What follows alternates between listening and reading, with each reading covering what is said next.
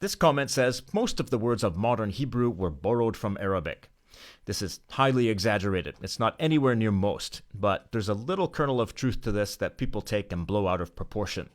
So Hebrew was dead as a spoken language for centuries, but it wasn't extinct. It was always used as a written language of literature and correspondence and that kind of thing.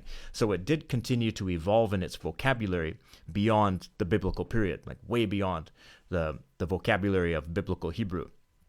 But it didn't have the full range of vocabulary that other living languages had because it wasn't used for all walks of life.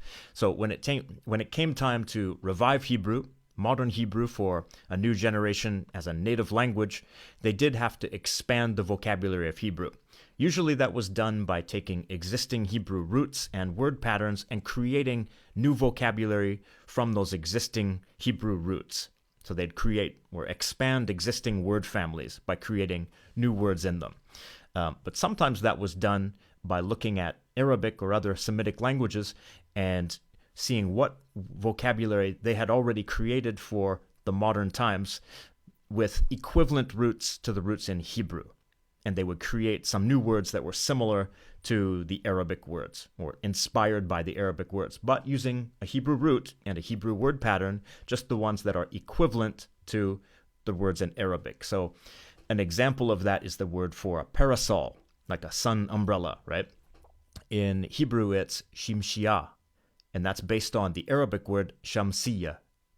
Okay, so in Hebrew, they already had the word shemesh, which means sun, and in Arabic, they had the word shams, which means sun.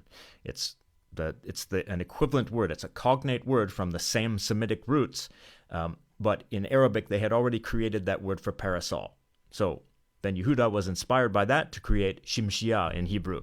Okay, so there are some words like that were created based on an Arabic word or inspired by it, but they weren't just taken from Arabic or borrowed from Arabic. They looked at the Hebrew roots and created new words that were similar. Okay? But this was not done for the majority of the new words that were created from modern Hebrew. The vast majority were created just by coining new Hebrew words from Hebrew roots and existing word patterns.